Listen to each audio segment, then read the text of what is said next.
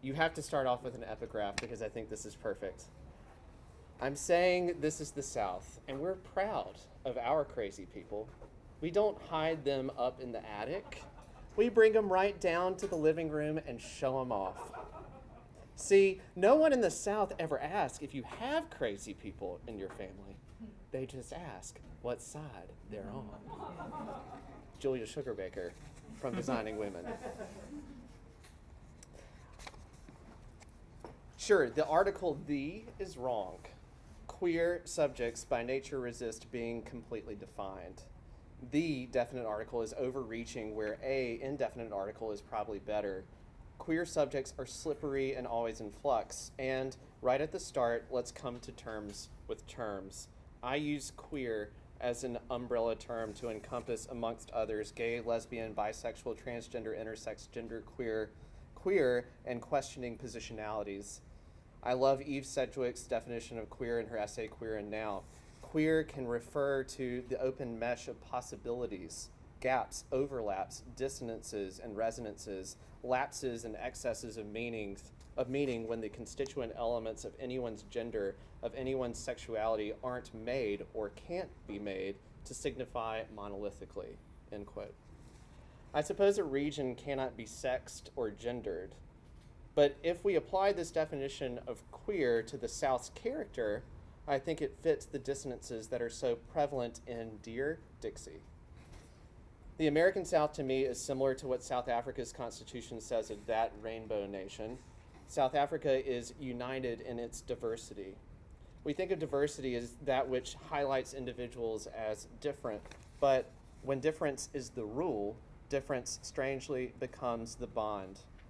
That's been my experience for my entire life lived in the South, which I have spent entirely in the South. This project came about from a need I noticed as I was teaching a class on Southern literature and culture to a group of seniors at a boarding school in Alabama. When I conceived of units, there were the obvious ones: food, music, religion, Old South versus New South, the major canonical writers, agrarians, O'Connor, Welty, Faulkner, Allison, etc. I wanted to do a unit on the queer South as the topic offered me an opportunity to speak about both my academic interests and personal experiences. I thought surely there's an anthology out there that I could use. I didn't want anything purely academic, nor was I looking for a few pieces of short fiction. What I found was a queer gap in the publishing landscape, and one that this queer could fill. The role of anthologist is one that is a constant negotiation of choices, trade-offs, and limitations. That's a pretty awkward position when the idea of queerness is all about possibilities and limitlessness. So I'll concede that this work of love is an imperfect one. Though imperfect, I feel as though, and I hope you do too, this is a worthy step, a hopeful gesture towards providing a voice for queer folks in the South and a characterization of the South as a queer space. That's the first section, and then I want to read you one final section that gives you a little bit of data on how this was put together. Section 7 in the introduction. As I mentioned earlier, putting together an absolutely inclusive anthology is impossible. Choices have to be made, difficult ones, and those choices make what aspires to be inclusive exclusive. I acknowledge that this anthology, like any anthology, is problematic in its exclusivity. Over a period of about 8 months, I received submissions of essays and poems from over 200 people. Now, in this final form, 62 writers have their work showcased. There are 62 different perspectives of what queerness looks like, feels like in the American South. I ask my students regularly to consider how their positionalities bias their individual epistemology. And I wondered that myself as I had to make curatorial and editorial decisions in forming this book. The choices I made are undoubtedly influenced, perhaps biased is more appropriate, by my very privileged positionality as a white, cisgender, middle-class, formally educated, millennial gay male. It's a mouthful, right? Perhaps it's a knapsack full. Perhaps my relatively conservative or traditional aesthetics have unduly silenced more experimental, more generically queer modes of writing. I hope that's not the case, and I was conscious of my own aesthetic biases in assembling this book.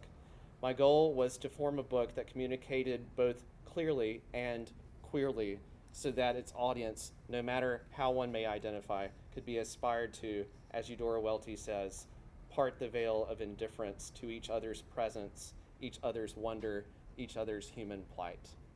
So you've heard some of the voices. As I said, there's 62 different voices in the anthology. And I want to close by reading the last section of the introduction.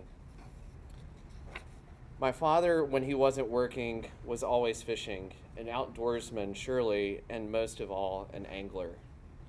Though I had little to no interest in fishing, I preferred the smells of department stores to live bait, cashmere to camouflage, loafers to muddy boots.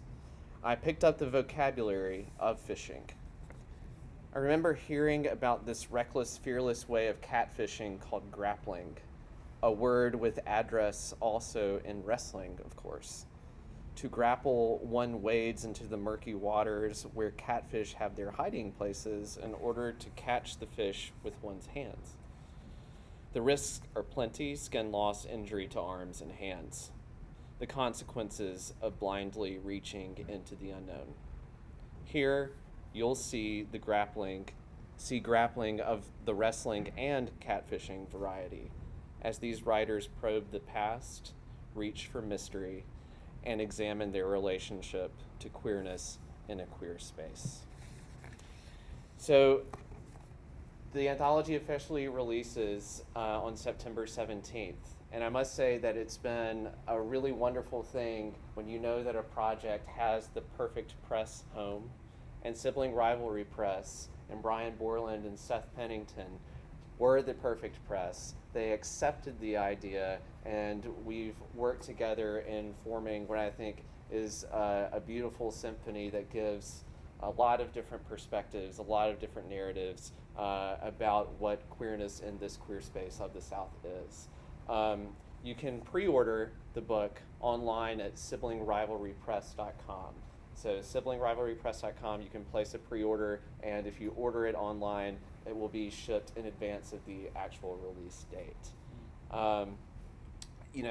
It's been a real pleasure, and I have to say again, thank you to Brian and Seth. I know they're not here, but they are here, they're here, of course.